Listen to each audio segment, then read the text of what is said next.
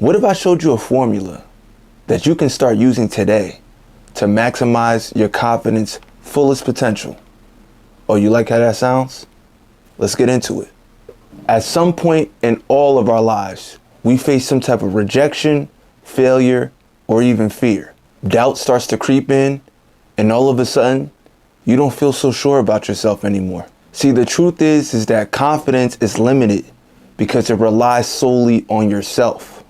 And let's be real, we all have moments where we feel weak, unqualified, or even afraid. Confidence is built on your ability solely, but Godfidence is built on the power of God working through you, so potentially it could work for you. Today, I'm going to show you how to use your Godfidence to put you past a level confidence never could take you to, and at a much faster pace. What exactly is confidence? What does it mean? Confidence is a belief in one's own abilities. Okay? The root word for confidence is what? It's confide. What does that mean? Confide means to trust. Okay?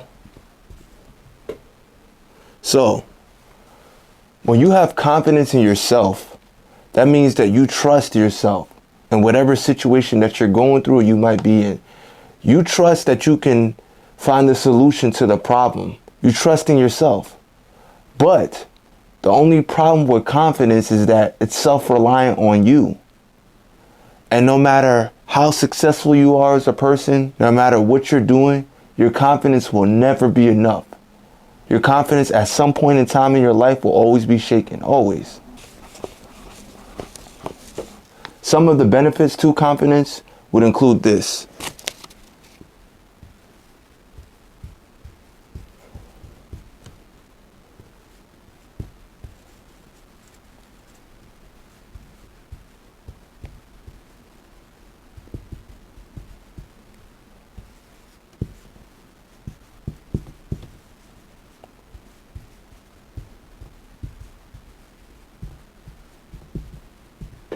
These are some of the benefits that come from confidence. Obviously, more respect.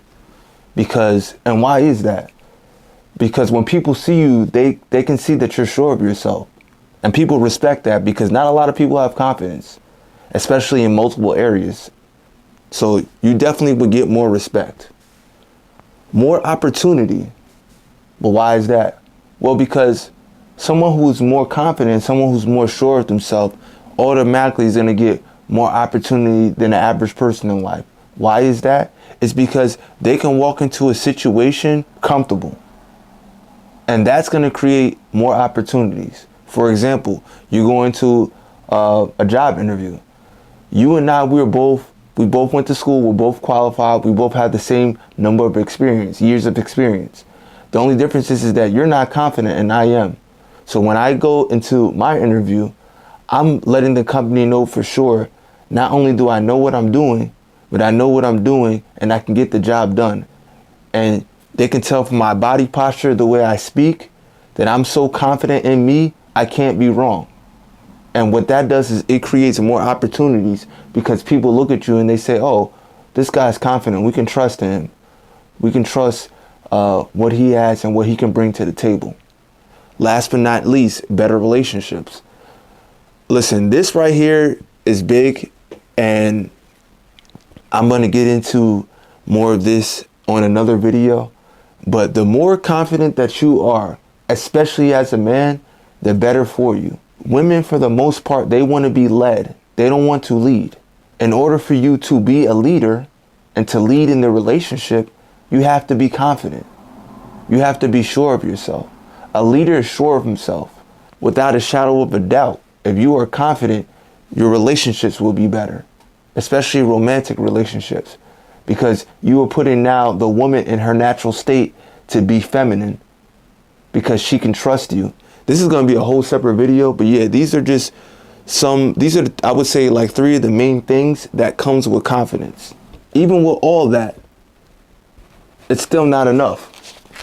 Why? When you deal with rejection, failure, or fear, when you're dealing with these three, rejection, failure, or fear, you know what happens? Your confidence becomes what? It gets shaky. It starts to get a little suspect. How many of us have been there? Let's say, for example, you're in school, right? And you've been studying math, and you're taking a test and you're knocking it out. Boom, addition, multiplication, you're doing it. You're confident. You have a bonus question on the test and it's geometry. And all of a sudden, that confidence that you had while you was doing the math, multiplication, and division has now gone out the window. Why? It's because you haven't studied for that. You're not familiar with it. So since you're not familiar with it, now your confidence is shaky. And now all of a sudden, you might start panicking because you might say, oh, I wanted to ace this test with a straight 100. But now I might not be able to because I don't know what I'm doing. And that's the problem with self-confidence, is that when these three start to play a part, and they can be all together or they can just be one, the confidence becomes shaky. It's not enough. Your confidence, it's limited. And everybody has their different levels of limit, but still, regardless of the fact, it is limited because it relies on you. Even though your confidence is limited, there's a solution to this. What is Godfidence? Godfidence is trusting God so fully that fear fades, faith rises, and when your faith rises, what happens? Your purpose can flow. Your purpose in life can flow once your faith rises. Where confidence is good until it becomes exhausted due to fear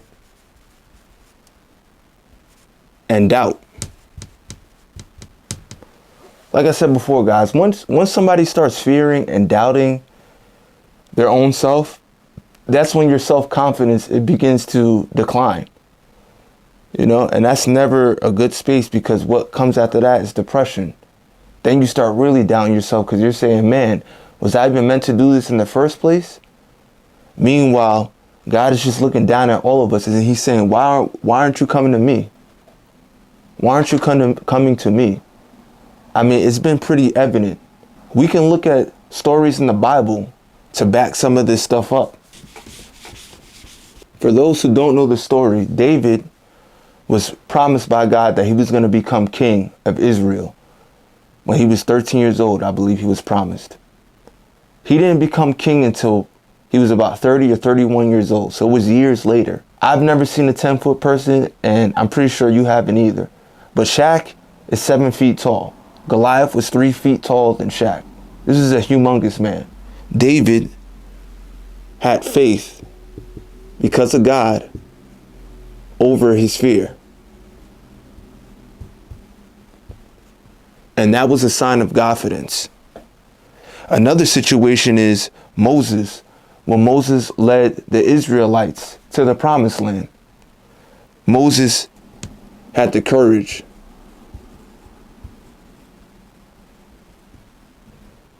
to step up. Even Peter walking on water. Peter was doing it, but the problem with Peter is that he didn't keep his focus on God. And he's instead of believing in his Godfidence, he started self-relying on himself, his own self-confidence. And when he did, what happened? He started to sink. The moment he took his eyes off of God, he sank. Whatever God has for us, he's going to give to us. There's a season of disappointing before appointing. You get anointed, disappointed, and then appointed. We have to realize that God got us, man. And if we can have the courage to rely on him, that will then set us up to take the action to conquer our fears, to potentially have the victory in whatever field that we're in. I'm going to give you guys a formula to stick by. This right here is the average Joe. This is everyday life. This is what we go through. Fear, doubt, faith,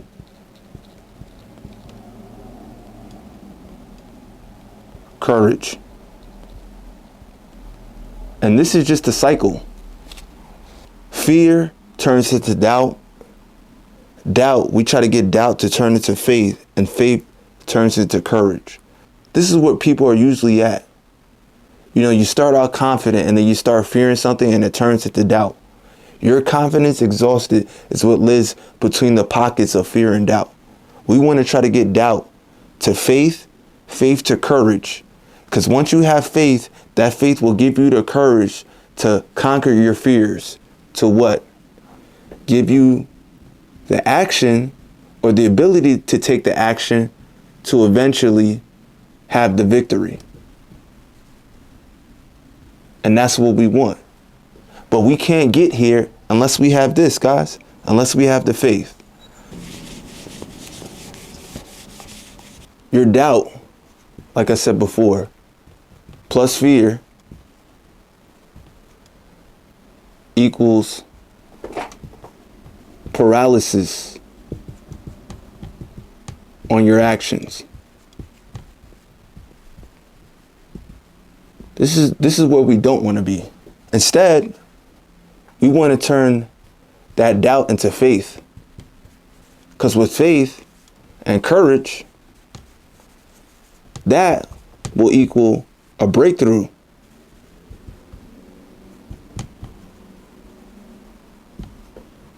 Your faith plus courage, and once you have the courage to have that breakthrough, you can continue to take what? Action. So your faith plus courage plus action equals success. And this can be in relationships. This can be for a job. This could be for your health, for getting in shape. Everyday life. Everyday life, you can apply this formula. Faith and courage equals breakthrough. Faith, courage, action equals success. When you're self-confident, right?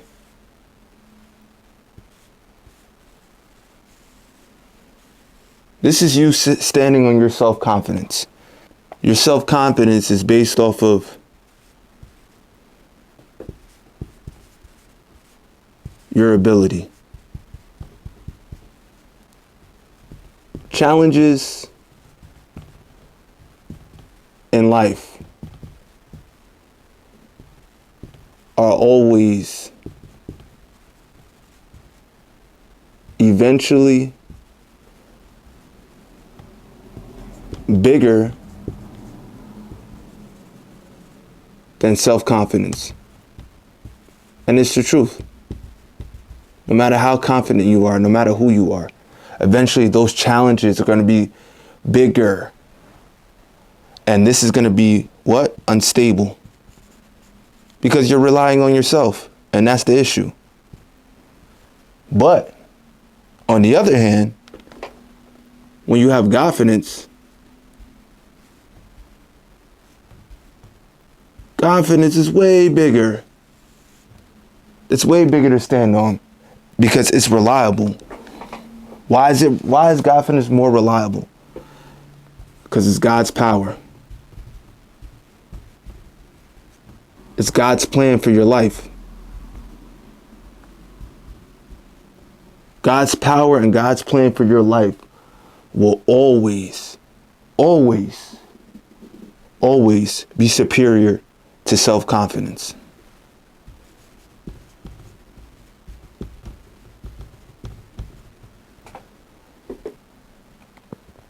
It'll always be more powerful.